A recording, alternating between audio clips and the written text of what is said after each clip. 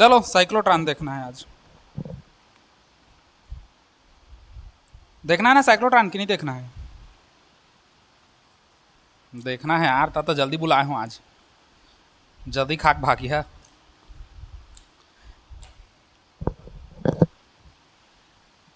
होता क्या है साइक्लोट्रॉन, देखो 5 नंबर का इंपॉर्टेंट क्वेश्चन है। इसमें वो ऐसे बोल देता है साइक्लोट्रॉन क्या है, इसको निम्न बिंदुओं पर समझाइए करके बोल देगा। फिर उसके बाद दे देगा पहला नामांकित चित्र, है ना। दूसरा हम लोग को दे देगा संरचना, अगर देना चाहे तो, उसका मन लगा तो, है ना। ये ऑप्शन में रखो, है ना, ऑप्शन है, अगर दिया तो है, बाकी उतना नहीं पूछता संरचना को, है ना। तीसरा है हम लोग का सिद्धांत, चौथा है हम लोग का कार्यविधि, और पांचवा, मतलब इसमें बहुत सारा टॉपिक है, वो कई ठो घुमा सकता है। चार ठो तो यही हो गया, और पांचवा देगा अधिकतम गतिज ऊर्जा के लिए व्यंजक, है ना। किसका अधिकतम ऊर्जा? धन आयन का। अधिकतम गतिज ऊर्जा के लिए व्यंजक, या और क्या टॉपिक है, आवर्तकाल, है ना। साइक्लोट्रॉन की आवृत्ति, उसका आवर्तकाल, इन सब के बारे में हम लोग का पूछ सकता है ना। साइक्लोट्रॉन की आवृत्ति क्या है, उसको जोड़ने का शौक लगता है, जोड़ देता है। सातवां आवर्तकाल दे सकता है ना। और क्या क्या दे सकता है, इसकी सीमाएं दे सकता है। आठवां सीमाएं, और नौवां क्या है इसका उपयोग, यूजेस। है काला, हाँ हानि नहीं है, वो हानि नहीं दिया है। आ?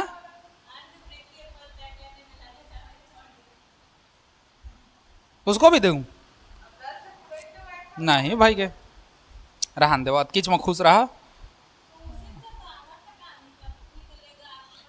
हाँ तो लेना, तो आवर्तकाल में उसको घुसा दूंगा ना, you don't worry, you need कोढ़ा बरी।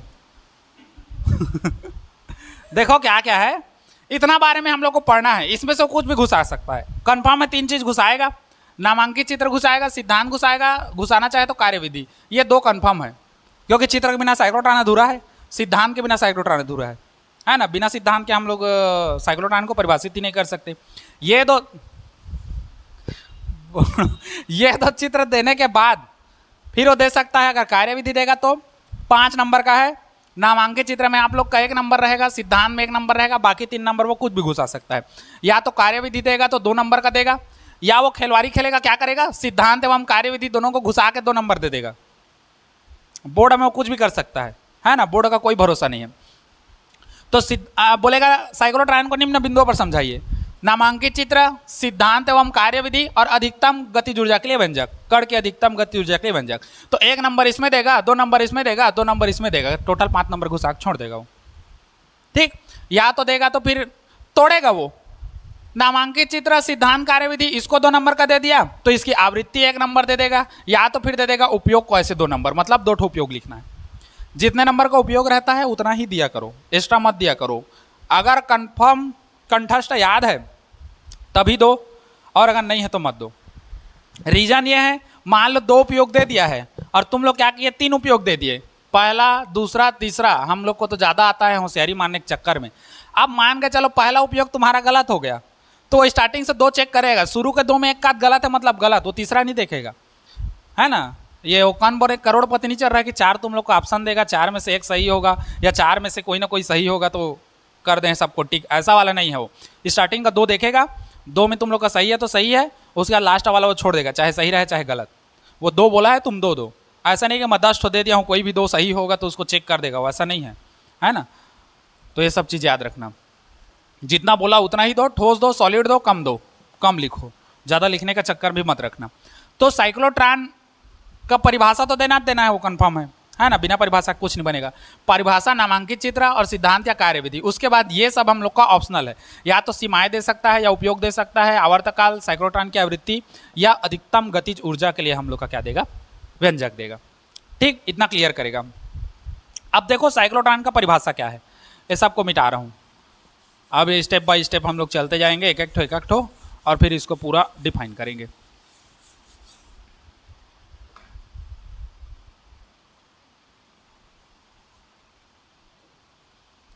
परिभाषा क्या है, तो साइक्लोट्रॉन एक ऐसी युक्ति है जिसकी सहायता से धन आवेशित कणों को, जैसे हमारे पास क्या क्या है, प्रोटॉन है, अल्फा कण है और ड्यूट्रॉन है, इस प्रकार के जो आवेशित कण हैं इसको उच्च ऊर्जा में क्या करता है, त्वरित करता है और उसके बाद उसको किसी लक्ष्य पर क्या करता है, भेजने लायक बनाता है। मतलब ये बहुत सूक्ष्म होते हैं, इसको हम लोग क्या करते हैं, ऊर्जा देते हैं, ऊर्जा देकर इसको त्वरित करते हैं, मतलब इसके त्वरण में परिवर्तन करते हैं। त्वरण परिवर्तन कैसे होगा, वेग में परिवर्तन करोगे, वेग में परिवर्तन की दर त्वरण कहलाती है। सीधी सी बात है, हम लोग एक कण लेंगे जो धनावेशित कण है, उसका वेग बढ़ाएंगे तो वो त्वरित होगा, और त्वरित होगा तो उच्च ऊर्जा पा करके उसको किसी लक्ष्य पर हम लोग क्या करेंगे, भेजने लायक बनाएंगे, ठीक, और उसको लक्ष्य पर भेजेंगे। और लक्ष्य कहाँ है, तो सीधा सीधा हम लोग नाभिकीय विखंडन कराएंगे। नाभिकीय विखंडन के लिए जरूरी है। तो दो प्रकार का परिभाषा दे सकते हो। एक परिभाषा दोगे, साइक्लोट्रॉन एक ऐसी युक्ति है जिसकी सहायता से धन आवेशित कणों जैसे अल्फा कण, प्रोटॉन, ड्यूट्रॉन आदि को त्वरित कर आदि को उच्च ऊर्जा में क्या किया जाता है, त्वरित किया जाता है और लक्ष्य पर भेजा जाता है, ऐसे कह सकते हो। या तो कह सकते हो साइक्लोट्रॉन एक ऐसी युक्ति है जिसकी सहायता से धन आवेशित कणों या आयनों को क्या किया जाता है, आवेशित करके लक्ष्य की ओर क्या किया जाता है, भेजा जाता है। उच्चतम ऊर्जा उसको दे करके हम लोग क्या करेंगे, लक्ष्य की ओर भेजेंगे, है ना। तो इस टाइप से दो टाइप से दे सकते हो। अब देखो, या वो नाभिकीय विखंडन किया जाता है, ऐसा भी दे सकते हो, है ना। एक परिभाषा दोगे तो या तो लक्ष्य की ओर भेजा जाता है, ऐसे कह सकते हो। अगर एक परिभाषा दोगे तो नाभिकीय विखंडन किया जाता है इसकी सहायता से, ऐसे करके। दोनों में से कोई भी एक याद आए तो उसमें घुसा देना, है ना। लास्ट में एक लाइन ऑप्शन है हम लोग के पास, ठीक। तो ये हो गया हम लोग का क्या, साइक्लोट्रॉन का परिभाषा। अब पहले चित्र देख लो, चित्र के बाद हम लोग उसके बाद सिद्धांत वगैरह को धीरे धीरे क्या करेंगे, समझाते जाएंगे, है ना, क्योंकि बिना चित्र के सिद्धांत समझना मुश्किल ही नहीं, नामुमकिन है। इसमें क्या होता है, डी आकार के दो खोखले चालक होते हैं, है ना, धात्विक डी आकार का, और वो एक दूसरे के क्या होगा, विपरीत होगा, है ना। तो डी आकार का हम लोग ले लेते हैं। देखो थोड़ा सा चित्र बड़ा नहीं बनेगा, बड़ा बनेगा, थोड़ा सा रुको।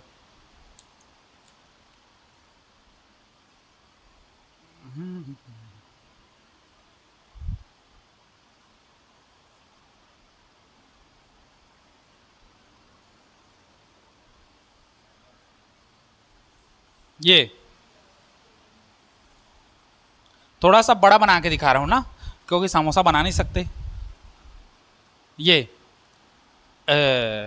इसमें डी आकार के क्या होते हैं, डी आकार के इसमें खोखले धात्विक चालक होते हैं। गोला कह सकते हो, अर्ध गोला कह सकते हो जिसको, है ना। हम लोग क्या किए हैं, एक गोला लिए हैं, इसको दो कूटा ऐसे कर दिए हैं और इसको थोड़ा सा ऐसे खिसका दिए हैं, तो वैसे हो गया, बीच में गैप आ गया। समझ गए इतना चीज। तो इसमें दो क्या होते हैं, डी आकार के, हम लोग कह सकते हैं D1 और D2, डी जिसको कहते हैं हम लोग, है ना। तो दो खोखले अर्धवृत्तीय धात्विक कक्ष होते हैं, खोखला भी होगा, अर्धवृत्त भी है देखो, और धात्विक है ना। ये होता है, इसको हम लोग नामकरण दे देते हैं, मान के चलो इसको हम लोग मानते हैं D1 और इसको मान के क्या चलते हैं, D2। हो गया। दोनों के सेंटर पॉइंट में मान के चलो केंद्र है, जहां पर एक सोर्स रखते हैं हम लोग, धन आयन का सोर्स रखते हैं, जहां से हम लोग धन आयन को उत्पन्न करेंगे या वहां से धन आयन को क्या करेंगे, भेजेंगे निकाल करके, है ना। तो यहां पर एक सोर्स होता है, ये है ना, सोर्स मतलब उसको हिंदी में क्या कहते हैं, स्रोत, है ना। धन आयन का एक स्रोत होगा जिसको हम लोग यहां पर रख देंगे, ठीक। उसके बाद क्या होगा, इन दोनों डीज का जो संबंध है इसको हम लोग कनेक्ट करेंगे किससे, परिवर्ती प्रत्यावर्ती विभव। एक शब्द आ रहा है आड़ा मुड़ा से जबड़ ब, परिवर्ती प्रत्यावर्ती विभव, ठीक। ये है हम लोग का, ये परिवर्ती प्रत्यावर्ती विभव, है ना। अगर इसका छोटा सा प्यारा सा नाम रखें जो घर यूज हो तो इसको हम लोग कहेंगे दौलित्र। पढ़े हो दौलित्र? 11वीं में होगा मेरे ख्याल से, थोड़ा बहुत लास्ट साइड है ना। दुल्हन, हाँ बस वहीं पर है ना। तो ये दौलित्र है, यहाँ पर डिटेल पढ़ोगे। अच्छा, दौलित्र को अभी सिंपल समझाऊंगा, ज़्यादा हार्ड नहीं समझाऊंगा, क्योंकि दौलित्र हम लोग का लास्ट पार्ट में है ना। वो वहाँ पर है 14 चैप्टर में, 14 में है ना, क्या कहते हैं, अर्धचालक युक्तियाँ है ना, वहाँ पर है हम लोग का। तो वहाँ पर दौलित्र को पूरा डिटेल पढ़ना है। यहाँ पर हम लोग दौलित्र को हल्का सा पढ़ेंगे बस। डिटेल पढ़ाऊंगा तो फिर हम लोग का साइक्लोट्रॉन अटक जाएगा, है ना। तो इसलिए हम लोग दौलित्र को हल्का सा पढ़ेंगे यहाँ पर, ठीक। तो ये हम लोग का D1 और D2 दो डीज होते हैं, इसको डीज पढ़ते हैं, है ना। ये हम लोग का कहलाता है डीज, ठीक। दो डीज होते हैं जो अर्धगोले होते हैं, धात्विक होते हैं और खोखले होते हैं, है ना। 3 चीज होता है ये, ठीक। इनका संबंध हम लोग परिवर्ती प्रत्यावर्ती विभव अर्थात दौलित्र से हम लोग करते हैं। इतना क्लियर हो गया। अब उसके बाद हम लोग क्या करेंगे, यहीं पर यहीं पर हम लोग क्या करेंगे, एक बाहर भेजने के लिए हम लोग क्या करेंगे, एक जगह बनाएंगे। ये एग्जिट द्वार रहेगा समझो, है ना। इसको क्या कहते हैं, लक्ष्य की ओर भेजने के लिए हम लोग कह सकते हैं, ठीक। चलो जो भी होगा, ये एग्जिट द्वार है तुम लोग का, इसको बाद में नाम करूंगा, या निष्कासित द्वार कह सकते हो, है ना। हिंदी में, शुद्ध हिंदी में कहना चाहो तो निष्कासित द्वार कह सकते हो, जहां से हम लोग निकालेंगे, या एग्जिट गेट समझ सकते हो, है ना, अपने भाषा में, ठीक। और मेल फीमेल का अलग रहेगा, मत कहना, मेल फीमेल का अलग नहीं रहेगा, है ना। हम लोग धनावेश कण को हम लोग ले जा रहे हैं ना, मेल फीमेल मत कहना कि मेल इधर जाएगा फीमेल उधर जाएगा, ठीक। इतना हो गया क्लियर। अच्छा, इसके बाद हम लोग क्या करेंगे, ये सिस्टम हो गया पूरा कंप्लीट। अच्छा, इसको हम लोग क्या करेंगे, प्रबल चुंबकीय क्षेत्र में रखेंगे। प्रबल चुंबकीय क्षेत्र में रखने के लिए हम लोग क्या करेंगे, एक चुंबकीय क्षेत्र ऊपर डालेंगे, ये हो गया हम लोग का नॉर्थ, और एक चुंबक नीचे डालेंगे, ये हो गया हम लोग का साउथ, ठीक। प्रबल चुंबकीय क्षेत्र के बीच में रखा जाता है इसको, ठीक। मतलब ये हम लोग का नॉर्थ है और ये हम लोग का साउथ है, तो इसी के बीच में डीज है। और ये डीज कैसा है मैं बताऊं, कल का बताया था थोड़ा सा हिंट। ये डीज हम लोग का चित्र में ऐसे दिख रहा है, ऐसे, लेकिन वास्तव में डीज ऐसे रखाया है। अब मैं ऐसे करके दिखा थोड़ी सकता हूं, इसलिए इसको ऐसे करके दिखा रहा हूं, है ना। लेकिन वास्तव में डीज ऐसा है, एक इसका बॉडी बिल्डर वाला, है ना, समझ रहे हो ना। तो वो डीज ऐसा नहीं है, ऐसा है, और ऊपर एन और नीचे एस ऐसे करके है, उसी के बीच में वो गति कर रहा है, ठीक। अच्छा, अब दिखाएं ऐसा है, दिखाए कैसे हैं, ऐसे हैं। तो अब हम लोग का मान के चलो ये ऐसा है, तो इसमें हम लोग का चुंबकीय क्षेत्र कैसा होगा, अंदर की ओर, है ना। ऐसे था, देखो समझ लो उसको पूरा, ऐसे था तो चुंबकीय क्षेत्र ऐसे चल रहा था। अब मैं दिखा रहा हूं ऐसे, तो चुंबकीय क्षेत्र कैसे रहेगा, ऐसे रहेगा। मतलब ऐसे रहेगा तो कागज तल के लंबवत अंदर की ओर, अंदर की ओर मतलब क्रॉस में समझो, चित्र में नहीं बताना है, मैं खाली तुमको समझा रहा हूं, क्रॉस में है अंदर की ओर। ये खाली समझना तुम लोग, इसको मत ठोक देना वहां पर, समझ गए, इतना चीज क्लियर है। अब देखो होता क्या है, इसमें ज्यादा कुछ नहीं होगा,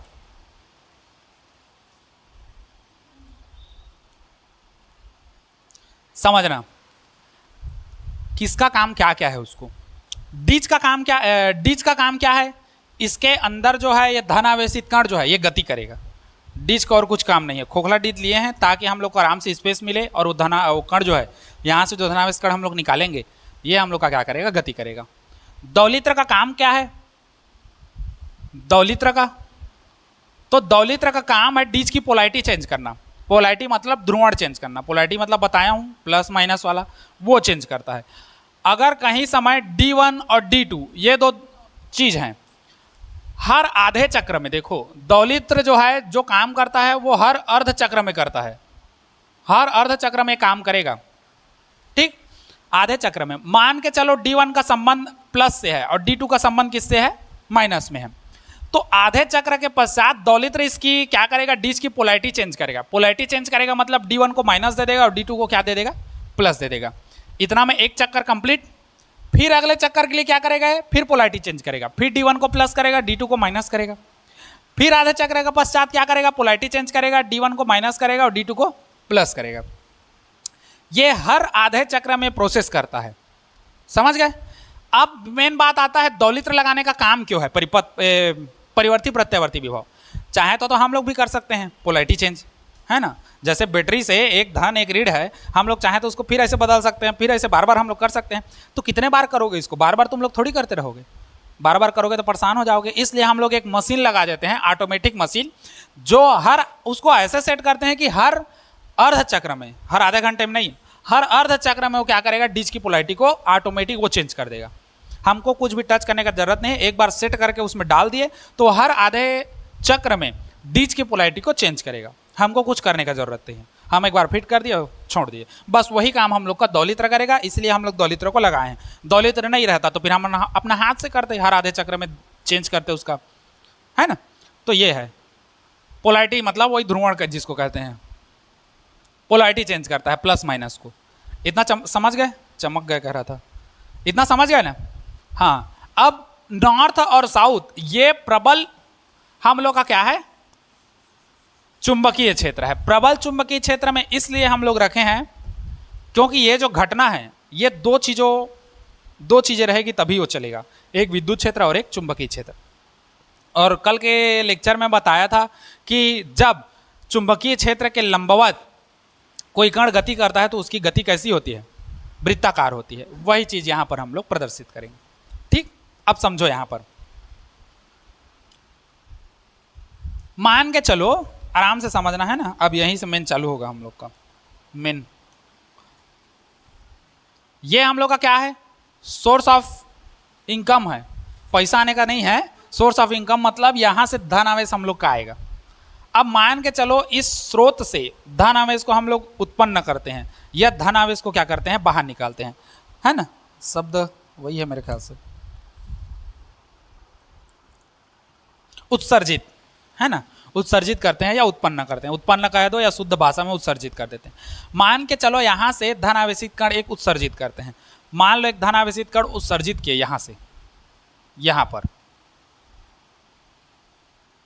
क्यू आवेश वाला है, छोटा हो गया, क्यू आवेश वाला है, मान के चलते हैं हम लोग उत्सर्जित किए हैं। अब देखो इसको हम लोग निकाल के यहां रखे। अब यहां रखे तो क्या कण चलना चालू कर देगा, नहीं। कण को चलने के लिए वेग चाहिए। अच्छा, कण अभी नहीं चलेगा। अगर हम लोग देखें तो इस कण पर लगने वाला बल क्या होगा, क्यू वी बी साइन कितना होता है, थीटा होता है। अब हम लोग का डीज ऐसे रखाया है कि ये जो है हमेशा चुंबकीय क्षेत्र के लंबवत है, मतलब इससे हम लोग का आवेश निकलेगा, आवेशित कण निकलेगा, वो भी चुंबकीय क्षेत्र के क्या होगा, लंबवत होगा। क्योंकि ऐसा है हम लोग का डीज। अब डीज से कण मैं निकालूंगा तो हम लोग का नॉर्थ और साउथ ऐसे तो जा रहा है, नॉर्थ साउथ ऐसे जा रहा है, तो उसके तो ये लंबवत ही है ना, लंबवत है। लंबवत है मतलब थीटा का मान कितना हो जाएगा, 90 अंश। मतलब ए बराबर हम लोग का क्या होगा, क्यू वी बी, यही होगा। अब देखो इस सोर्स से हम लोग एक आवेशित कण को बाहर निकाले। क्या आवेश गति कर रहा है, नहीं कर रहा है। आवेश गति नहीं कर रहा है तो उसका वेग क्या होगा, जीरो। अब वेग जीरो है तो उस पर लगने वाला बल भी क्या होगा, जीरो। मतलब आवेश को, मतलब ये कण हम लोग का स्थायी है, कुछ नहीं कर रहा है। अब हम लोग को त्वरित करना है आवेश को, तो इसको हम लोग क्या करेंगे, गति प्रदान करेंगे। अब गति प्रदान करने के लिए हम लोग क्या लाएंगे, विद्युत क्षेत्र लाएंगे। विद्युत क्षेत्र कैसे आएगा, तो इसी के माध्यम से आएगा। ये दौलित्र क्या करेगा, जब दौलित्र को इसको जोड़ते हैं, अब समझो, जब दौलित्र या परिवर्ती प्रत्यावर्ती विभव को इस डीज, दोनों डीज के साथ जोड़ा जाता है, तब उस समय क्या होता है, मान के चलते हैं इस डीज D1 को हम लोग क्या दे दे रहे हैं, माइनस प्लस दे दे रहे हैं। D1 को क्या दे दे रहे हैं, प्लस दे दे रहे हैं, और D2 को क्या दे रहे हैं, माइनस। मान के चलते हैं, वो कोई भी प्लस माइनस हो सकता है। हम लोग मान के चले जब इसको परिवर्ती प्रत्यावर्ती विभव जोड़े, अर्थात दौलित्र से जोड़े, तो उस कंडीशन में क्या हुआ, दोनों डीज की पोलैरिटी चेंज हो गई। D1 को हम लोग का प्लस धन आवेश मिल गया और D2 को क्या मिल गया, ऋण आवेश मिल गया। समझे इतना। अब देखो समझते जाना, नॉर्थ से साउथ अगर हम लोग कोई चुंबक लें तो इसका चुंबकीय क्षेत्र रेखाएं कैसी होती है, नॉर्थ से साउथ की ओर, इस डायरेक्शन, इस डायरेक्शन में होती है। और विद्युत क्षेत्र की दिशा कैसी होती है, धन आवेश से ऋण आवेश की ओर। देखो इस डायरेक्शन, देखो नॉर्थ से साउथ इस डायरेक्शन में जा रहे हैं। और चुंबकीय विद्युत क्षेत्र धन और ऋण है तो किस डायरेक्शन में होगा, इस डायरेक्शन में होगा। दोनों एक दूसरे के लंबवत है, 90 डिग्री का बन रहा है। अब यहीं पर वो 90 डिग्री हम लोग का इसीलिए इंपॉर्टेंट है क्योंकि इसको हम लोग को वृत्तीय गति प्रदान करना है। ठीक, अब दोनों एक दूसरे के लंबवत है। अब समझो ये जो आवेश है ये कैसा है, धन आवेश है। याद रखना हम लोग धन आवेश का सोर्स रखे हैं तो निकलेगा वो धन आवेश ही निकलेगा, ऋण आवेश नहीं निकलेगा, है ना। बोए हो आमा तो आमा ही खाओगे, कगड़ी नहीं खाओगे। ठीक, तो वैसी है, धन आवेश रखे हैं सोर्स तो सोर्स से धन आवेश ही निकलेगा। अब ये धन आवेश निकलेगा, पहले तो स्थायी था, अब हम लोग इसको प्लस चार्ज दे दीजिए, माइनस चार्ज दीजिए। अब भोंकवाएगा ये, कहाँ जाऊंगा करके। अब जाएगा कहाँ, ये प्लस और प्लस एक दूसरे को क्या करते हैं, प्रतिकर्षण करते हैं। तो ये धन आवेश इस धन आवेश को धक्का देगा कि तू मेरे साइड मत आ, उधर जा। और ये ऋण आवेश क्या करेगा, इसको अपनी ओर आकर्षित करेगा, जिसके कारण ये जो आवेश है ये किधर जाएगा, इस डायरेक्शन में जाएगा। देखो इस डायरेक्शन, यहां जाएगा। अब जैसे ही इसके अंदर प्रवेश करेगा, समझना, जैसे ही ये इसके अंदर प्रवेश करेगा तो इसका जो धन आवेश है इसके ऋण आवेश को खत्म कर देगा, प्लस माइनस खत्म हो जाएंगे। अब खत्म होंगे तो इसके अंदर हम लोग का विद्युत क्षेत्र क्या हो गया, शून्य हो गया। और यही तो हम लोग गॉस प्रमेय में पढ़े हैं, किसी खोखले चालक के अंदर विद्युत क्षेत्र का मान क्या होता है, शून्य होता है। तो जैसे ही ये जो हम लोग का आवेश है ये इस खोखले चालक के अंदर जाएगा तो इसका जो धन आवेश है इसके ऋण आवेश को पूरी तरीके से क्या कर देगा, समाप्त कर देगा, पूरा झंडी मुंडी कर देगा। और जब झंडी मुंडी होगा तो यहाँ पर विद्युत क्षेत्र का मान क्या हो जाएगा, शून्य हो जाएगा। अब विद्युत क्षेत्र का मान शून्य होगा, लेकिन हम लोग का चुंबकीय क्षेत्र तो है, चुंबकीय क्षेत्र को खत्म थोड़ी कर रहा है, चुंबकीय क्षेत्र तो है। अब चुंबकीय क्षेत्र है तो उस कंडीशन में गति करेगा, चुंबकीय क्षेत्र तो लंबवत है ना, तो उस कंडीशन में कैसे गति करेगा है, तो हम लोग कल के देखे थे, जब कोई आवेश चुंबकीय क्षेत्र के लंबवत गति करता है तो उसकी गति कैसी हो जाती है, वृत्ताकार। तो ये वृत्ताकार गति करेगा, यहां से ऐसे करके क्या करेगा, वृत्ताकार गति करते हुए कहां आएगा, यहां पर आएगा। ठीक, अब जब यहां पर आएगा, ये हम लोग का अर्धचक्र हो गया। अब जब यहां पर आएगा तो ये क्या करेगा, दौलित्र, इसका काम ही यही है, यहीं पर लिखवाया था मैं भुला गया है ना। अर्धचक्र के बाद ये क्या करता है, अपना पोलैरिटी को चेंज करता है, प्लस है तो माइनस, माइनस है तो क्या करता है, प्लस करता है। तो ये अर्धचक्र के बाद जैसे ही यहां आएगा, डैश डैश करके दिखाऊं तो डैश डैश करके दिखा दे रहा हूं, चलो, है ना। प्रत्येक आधे चक्कर के बाद जैसे ही ये यहां आएगा उस कंडीशन में क्या होगा, ये जो दौलित्र है ये इसकी पोलैरिटी को चेंज कर देगा। पोलैरिटी चेंज करेगा मतलब क्या है, ये D1 जो प्लस में था वो कैसा हो जाएगा, माइनस में। D2 जो माइनस में था वो कैसा हो जाएगा, प्लस में। अब समझो, अब धन आवेश के कारण ये धन आवेश इसको क्या करेगा, इस पर बल लगाएगा, और ऋण आवेश इसको अपनी ओर क्या करेगा, आकर्षित करेगा। तो ये जो धन आवेश है ये किधर जाएगा, अब D1 में प्रवेश करेगा। देखो D1 में प्रवेश करेगा, D1 में। अब D1 में प्रवेश करने के बाद क्या होगा, जैसे ही D1 में प्रवेश करेगा, जैसे ही D1 में प्रवेश करेगा फिर वही होगा, जैसा जो घटना दूसरे के साथ हुआ वही घटना पहले के साथ होगा। ये जो आवेश है D1 में प्रवेश करेगा, इसका धन आवेश इसके ऋण आवेश को समाप्त कर देगा पूरी तरीके से। फिर यहाँ पर खोखले चालक में हम लोग का विद्युत क्षेत्र का मान क्या हो जाएगा, शून्य हो जाएगा। लेकिन चुंबकीय क्षेत्र तो अभी भी स्थित है, और चूंकि ये जो आवेश है चुंबकीय क्षेत्र के लंबवत गति कर रहा है, अतः इसकी गति क्या हो जाएगी, वृत्ताकार हो जाएगी। तो अब ये कैसा गति करेगा, इसके अंदर आएगा तो ऐसे गति करेगा। देखो ये, अब मन में एक सवाल आ रहा है, सर वृत्ताकार गति कर रहा है तो इसको वृत्ताकार ही गति करना चाहिए, इसका वृत्त बड़ा कैसे हो रहा है। तो एक सूत्र हम लोग पढ़े हैं, क्या, कल का गतिमान आवेश उसमें ये बताया था ना, गतिमान आवेश कहता हूं, कल के मैं बताया था ना, हम लोग का क्या था, जो वृत्तीय गति करता है उस पर लगने वाला बल mv²/r है ना, और एक और क्या था, बल F बराबर QVB। तो हम लोग का मान आया था, तो मान आया था तो हम लोग का सीधा सीधा मैं डायरेक्ट बता रहा हूं, R जो था अनुक्रमानुपाती था किसके, ये बाद में अभी लिखवाऊंगा इसको। ये इससे क्या हो समझते हैं हम लोग, यदि इसका वेग बढ़ेगा तो इसकी त्रिज्या भी क्या होगी, बढ़ेगी, और अगर वेग कम होगा तो त्रिज्या भी क्या होगी, कम होगी। अब चूंकि बार बार पोलैरिटी चेंज कर रहे हैं और इसका वेग लगातार हम लोग बढ़ाते जा रहे हैं, तो इसकी त्रिज्या भी लगातार क्या होती जाएगी, बढ़ती जाएगी। तो अब देखो ये यहां पर आ गया, अब त्रिज्या बढ़ी है, कहां पर आ गया, यहां पर आ गया। अब यहां पर आएगा तो फिर दौलित्र का काम क्या है, फिर पोलैरिटी चेंज करना। आधा चक्र यहां कंप्लीट हुआ, आधा चक्र होगा फिर पोलैरिटी चेंज करेगा, D1 को प्लस कर देगा और D2 को क्या कर देगा, माइनस। फिर वही होगा, यहां से जब इसमें प्रवेश करेगा तो ये जो धन आवेश है इसके अंदर के ऋण आवेश को खत्म कर देगा, जिसके कारण इस D2 डीच के अंदर विद्युत क्षेत्र का मान शून्य हो जाएगा, लेकिन चुंबकीय क्षेत्र एग्जिस्ट करेगा हम लोग का। अब चुंबकीय क्षेत्र रहेगा तो चूंकि ये चुंबकीय क्षेत्र में लंबवत गति कर रहा है, अतः इसकी गति कैसी हो जाएगी, वृत्ताकार हो जाएगी।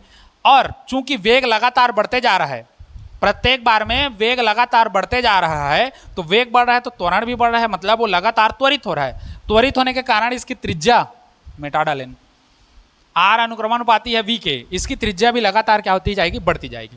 और इस तरीके से ये फिर यहां से कहां जाएगा, यहां जाएगा, यहां आएगा तो फिर पोलैरिटी चेंज होगा, ये माइनस हो जाएगा, ये प्लस हो जाएगा, और फिर ये यहां पर प्रवेश करेगा और ऐसे करके इसमें होगा। प्रत्येक आधे चक्र में ये चोचला चलता रहेगा हम लोग का, बार बार यही चोचला करोगे हर आधे चक्र में, है ना। ये जो हम लोग का दौलित्र है बार बार पोलैरिटी को चेंज करता रहेगा और ये धन आवेश वैसे ही घूमता रहेगा। समझे इसका कॉन्सेप्ट को, ये घूमता रहेगा और ये तब तक घूमता रहेगा जब तक ये धन आयन या धन आवेश परिधि पर ना आ जाए। देखो जब ये जो है हम लोग का धन आवेश या धन आयन ऐसे बार बार घूमते घूमते जब ये परिधि पर आ जाता है और परिधि पर चक्कर लगाता रहता है बार बार, तब हम लोग समझ जाते हैं कि अब ये धन आवेश तैयार है नाभिकीय विखंडन के लिए या किसी भी लक्ष्य पर भेजने के लिए। तब हम लोग क्या करते हैं, इस निष्कासित द्वार के माध्यम से इस धन आवेश को, इस धन आयन को हम लोग क्या कर देते हैं, लक्ष्य की ओर भेज देते हैं। समझे, यही हम लोग का साइक्लोट्रॉन का कार्य है और कुछ नहीं है, बस इसका काम ही वही है, दिमाग खराब करना साइक्लोट्रॉन का। समझे। अब इसमें कहीं पर किसी को डाउट हो तो बताओ, तो फिर आगे बढ़ेंगे। नहीं है ना डाउट, बस हाँ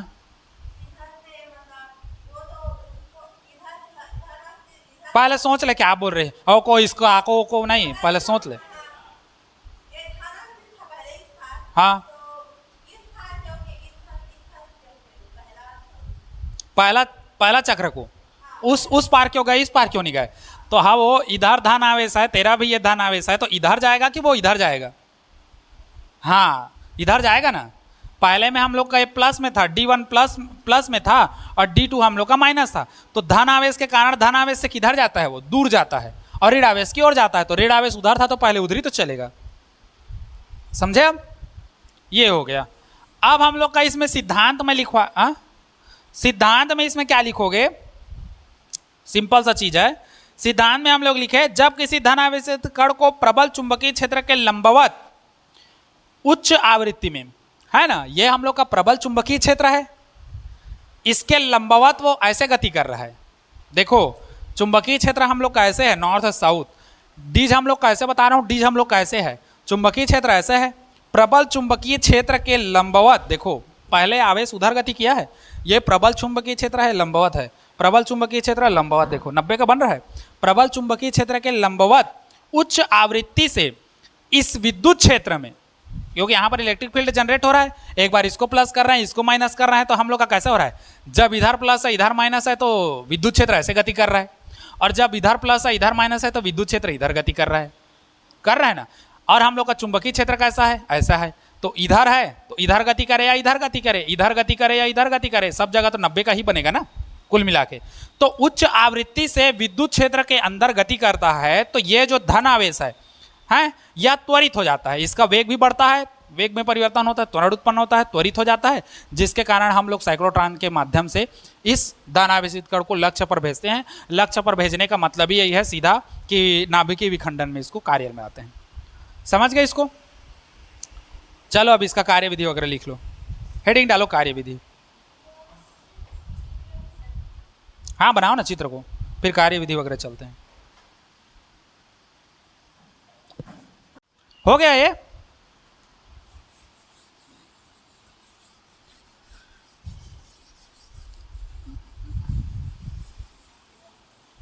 थोड़ा सा समझ लो, है ना, हल्का सा, ज़्यादा नहीं बता रहा हूँ। देखो ज़्यादा कुछ नहीं करना है, रचना में ना जो जो समझ आएगा उसी को लिखना। पहले तो हम लोग का D1 व D2 के बारे में एक्सप्लेन करोगे, दूसरा दौलित्र के बारे में एक्सप्लेन करोगे, दौलित्र क्या है कैसा है ना। तीसरा अगर चाहो तो धन आयन स्रोत को बीच में रखें उसको दे सकते हो, नहीं दोगे तब भी चल जाएगा, है ना। बाकी कोशिश करना धन आयन स्रोत को दे सको। चौथा है हम लोग का प्रबल चुंबकीय क्षेत्र। इन्हीं चार को देके परिभाषा देना है। अब ये जो D1 D2 है ये कैसा है,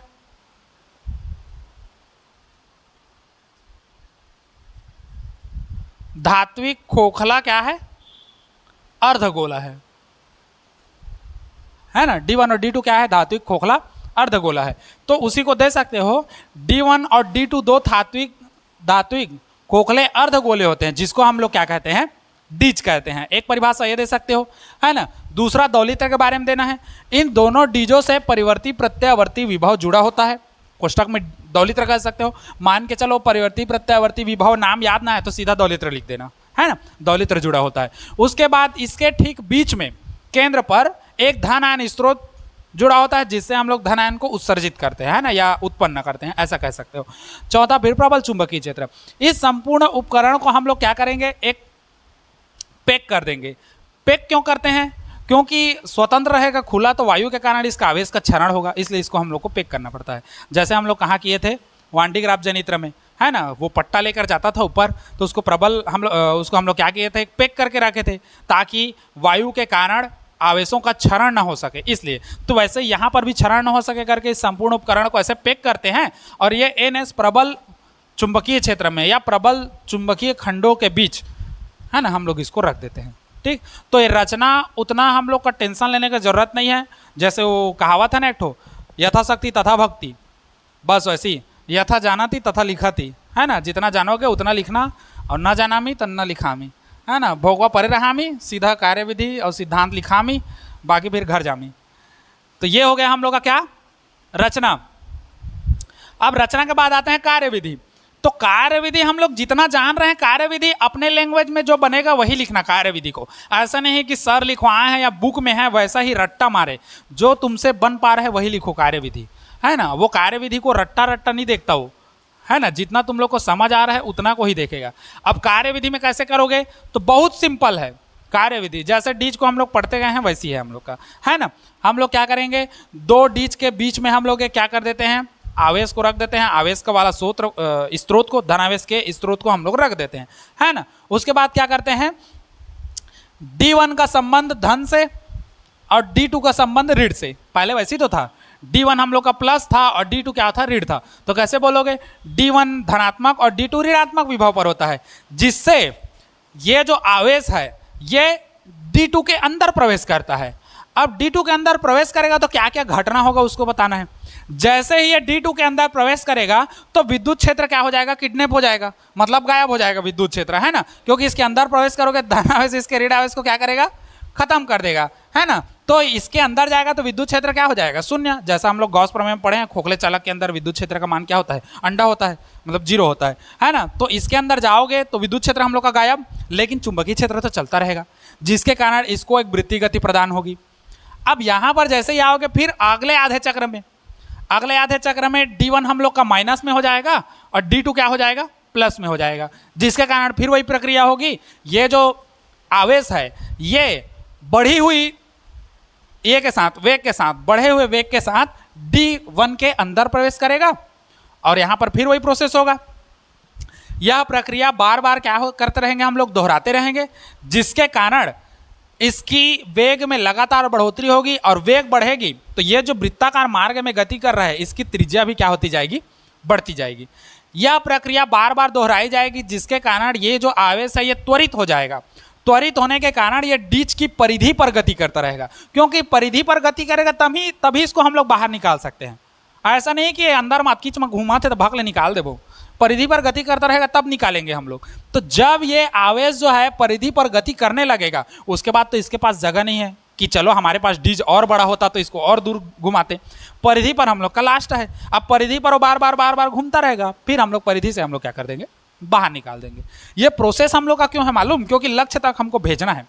जैसे हम लोग का वो भाला फेंक गोला फेंक वाला आता है ना, गोला फेंक, भाला फेंक छोड़ो, गोला फेंक आता है, तो गोला फेंकने के लिए ऐसे फेंक देते हो क्या? नहीं फेंकते, उसको 2-4 बार हमको हल्का हल्का घुमाना पड़ता है। ऐसे करके गोला को ऐसे रख के 2-4 बार हम लोग खुद घूमते हैं और घूमने के बाद जोर से फेंकते हैं। क्यों? क्योंकि उसको लक्ष्य पर भेजने के लिए उसको त्वरित करना है। थोड़ा सा घुमाओगे, उसको त्वरित करोगे, फिर लक्ष्य की ओर भेजोगे। ओलंपिक वगैरह में होता है, देखना, एक गांव घर वाला नहीं है इसे भोग दे, इसे फेंक दिया।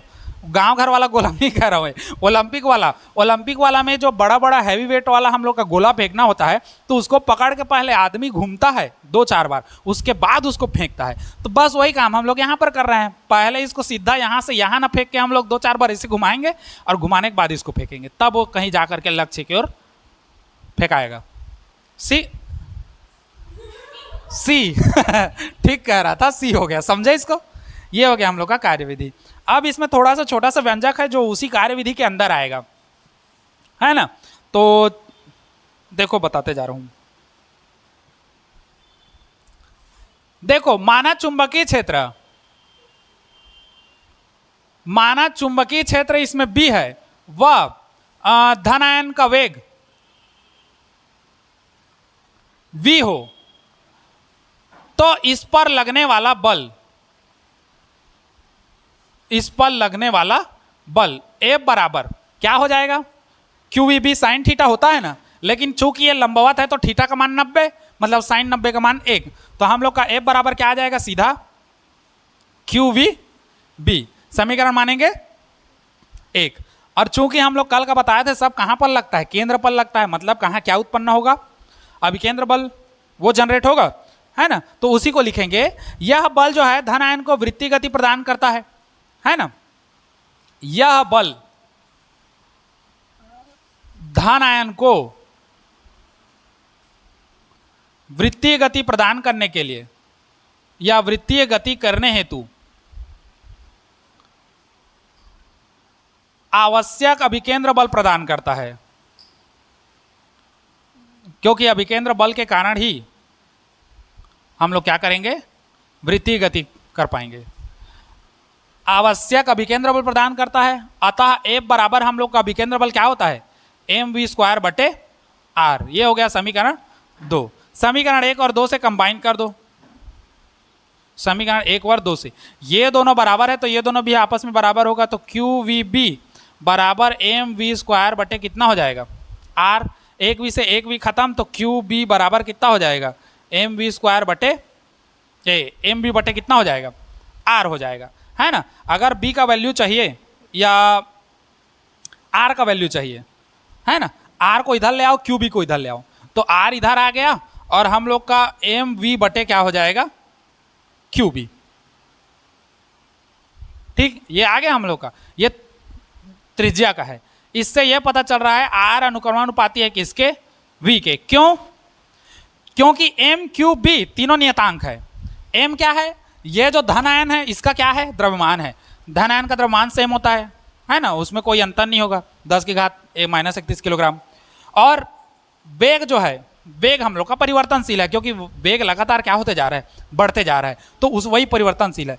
आवेश जितना उसका आवेश होगा 1.6 × 10⁻−19 कूलाम धन आवेश है तो प्लस में, ऋण आवेश है तो माइनस में, तो प्लस में है तो 1.6 वो भी परमानेंट रहेगा।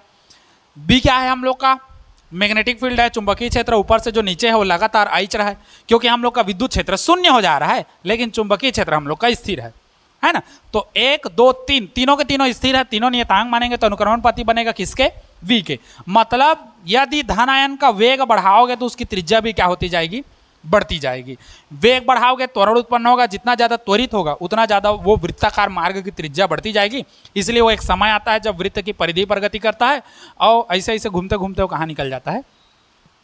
बाहर खोली में चल जाता है किसी के, है ना? बाहर से निष्कासित द्वार से उसको निकाल देते हैं, ढकेल देते हैं, जैसे तुम लोग करते हो ना सुबह सुबह। ये हो गया।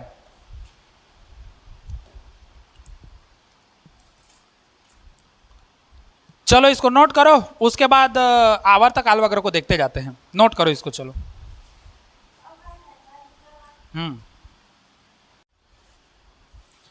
चलो हेडिंग डालो, अधिकतम गतिज ऊर्जा के लिए व्यंजक। अब वही टुकड़ा टुकड़ा है, जैसा जैसा बोलते जाएगा ना वैसा वैसा अपने को करना है।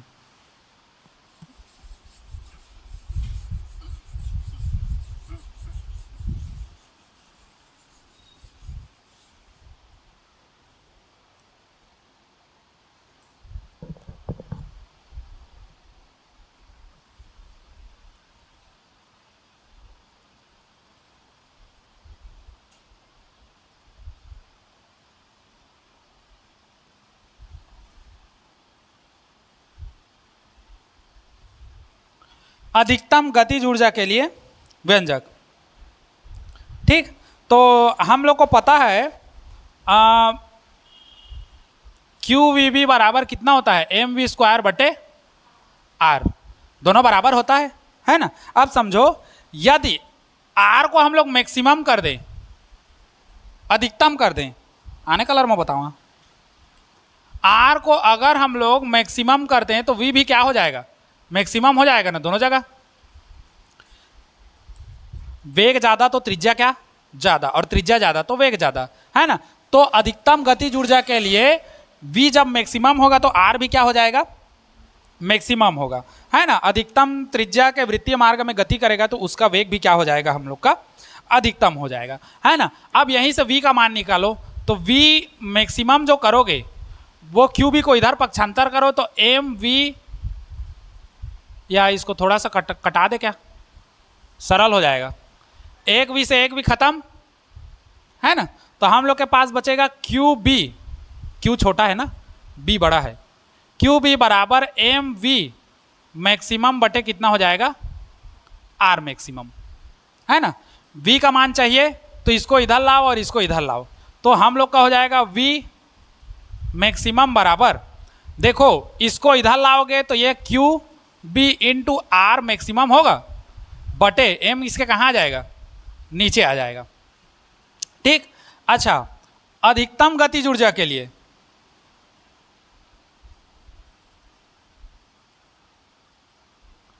अधिकतम गतिज ऊर्जा, इसको या तो काइनेटिक एनर्जी ले सकते हो या ई कर सकते हो, हम लोग के कर देते हैं, के मैक्सिमम गतिज ऊर्जा अधिकतम होगा। अब के मैक्सिमम के लिए क्या हो जाएगा, हाफ एम वी स्क्वायर होता है ना सूत्र, तो अधिकतम के लिए है तो वेग भी क्या हो जाएगा, अधिकतम हो जाएगा। तो वी मैक्स का ये वाला मान को यहाँ पर रख देना, तो ये हो जाएगा 1/2 एम। अब वी के जगह में हम लोग इतना रखेंगे तो ये हो जाएगा क्यू और बी इंटू आर मैक्स बटे एम का क्या हो जाएगा, होल स्क्वायर होगा। अब जो हल हो रहा है हल कर दो, अब इस चित्र का जरूरत नहीं है। देखो अब क्या होगा आगे, तो ये हो जाएगा अधिकतम गति के मैक्स, या इसी को ई मैक्स भी कर देते हैं, है ना। एनर्जी के लिए हम लोग, गतिज ऊर्जा एनर्जी है तो एनर्जी के लिए ई मैक्स भी कर देते हैं हम लोग, तो के मैक्स चलो या इसी को ई मैक्सिमम भी कर सकते हो, है ना, वही है। तो 1/2, देखो डायरेक्ट बताऊं, सीधा सीधा देखो क्या हो जाएगा, क्यू बी, तो कोष्टक खोलोगे तो क्यू का वर्ग और बी का वर्ग होगा, तो ये हो जाएगा क्यू स्क्वायर और बी स्क्वायर, आर स्क्वायर हो जाएगा, तो आर स्क्वायर और ये मैक्सिमम है, बटे देखो एम का भी स्क्वायर होगा लेकिन वो स्क्वायर इससे कटेगा तो एक ठो एम नीचे में बचेगा, तो एक ठो एम नीचे में बचेगा और ये 2 बचा है तो 2 को हम लोग यहाँ पर कर दिए। ये अधिकतम गतिज ऊर्जा के लिए क्या है, व्यंजक है। ठीक, नोट करो इसको।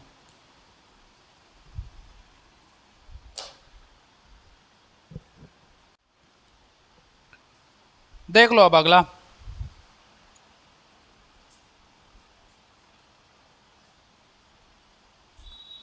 अर्धवृत्तीय पथ तय करने में लगा समय।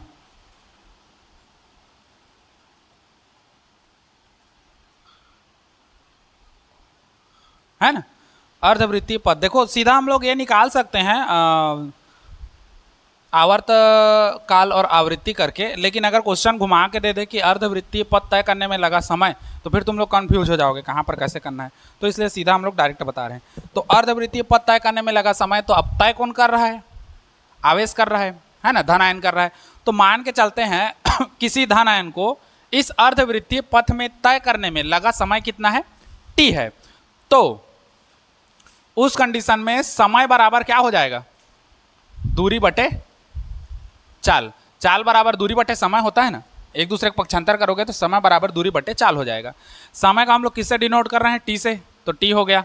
दूरी डिस्टेंस, हम लोग का दूरी कैसा है, अर्धवृत्त है ना। पूरे वृत्त का अगर हम लोग लेते हैं परिधि का सूत्र तो कितना होता है, 2πr होता है पूरे वृत्त का। अब वृत्त 2 भागों में बटा है तो अर्धवृत्त के लिए कितना होगा, तो आधा भाग दे दोगे तो कितना बचा हमारे पास, πr। तो ऊपर में आ जाएगा कितना, πr। अच्छा, चाल कैसा है उसका, किस चाल से चल रहा है, v चाल से, v वेग से वो गति कर रहा है ना। अब देखो t बराबर π/v, r का वैल्यू हम लोग रख देते हैं। r का वैल्यू रखोगे या एक काम करते हैं,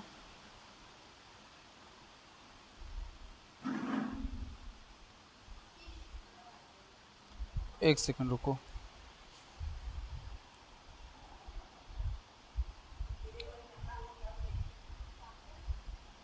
आर का वैल्यू रख दो, चलो v। आर का वैल्यू लाए थे, है ना, पिछले बार में कितना लाए थे, आर बराबर, एक बार बताओ तो, एम बी, वी है शायद, बटे क्यू बी, ऐसी था। इसी को मान को यहां पर रख दो, तो आर का वैल्यू हम लोग रख देंगे एम वी बटे कितना कर देंगे, क्यू बी। इतना करोगे वेग से वेग खत्म हो जाएगा हम लोग का, है ना, ये भी वेग है ये भी वेग है, दोनों खत्म हो जाएगा। तो हम लोग के पास टी बचेगा पाई एम बटे क्या बचेगा, क्यू बी। इतना हो गया।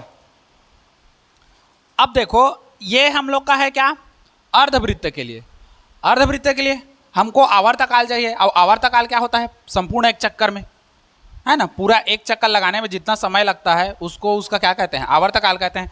ये बात हो रहा है किसका, अर्धवृत्त का। हमको क्या चाहिए, संपूर्ण वृत्त चाहिए। अब संपूर्ण वृत्त के लिए हम लोग क्या करेंगे, आधा है तो उसका 2 का गुणा कर देंगे, है ना। तो अब यहीं पर से देखो, अतः आवर्तकाल के लिए हम लोग क्या करेंगे, बस 2 का गुणा कर देंगे। समझ के चलो, ये जो टाइम लग रहा है हम लोग को, ये जो हम लोग का डीज है ना, ऐसे करके डीज था, तो डीज में ये जो टाइम लग रहा है, ये टाइम इतना जो लग रहा है वो एक साइड के डीज को पार करने में लग रहा है।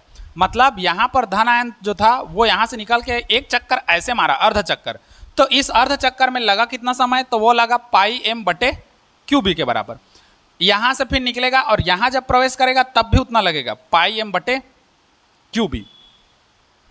ठीक, अब माइंड में ये कंफ्यूजन मत रखना कि सर हम लोग का तो धीरे धीरे इसकी त्रिज्या बढ़ रही है, तो त्रिज्या बढ़ रही है तो इसका घूमने का जगह डिस्टेंस भी बढ़ जा रहा है, तो डिस्टेंस बढ़ रहा है तो हम लोग का समय तो ज़्यादा लगना चाहिए, क्योंकि कम दूरी को कम समय में तय करोगे, ज़्यादा दूरी को ज़्यादा समय में तय करोगे।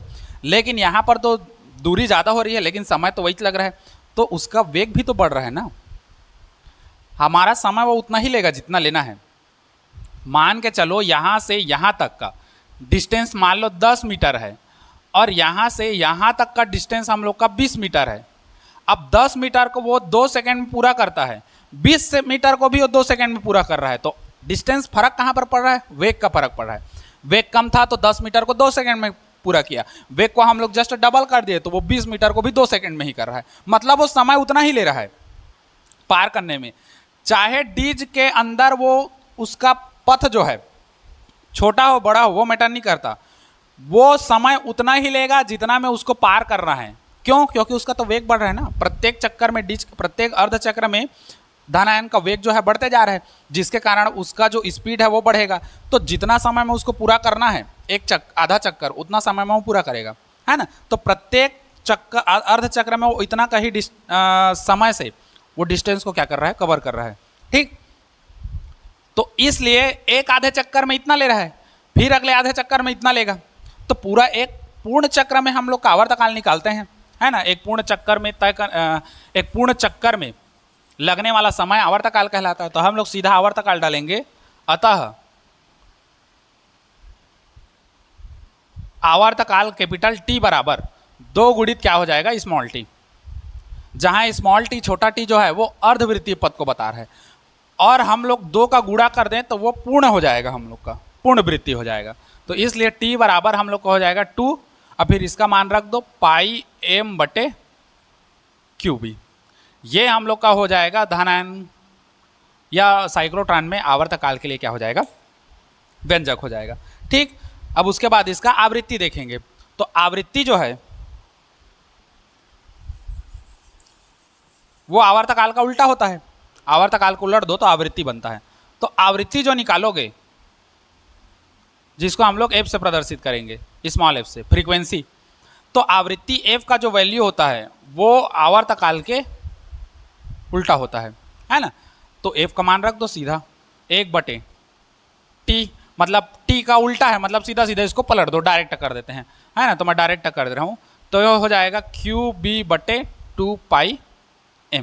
ये हम लोग का हो गया आवृत्ति। समझे कैसा हुआ?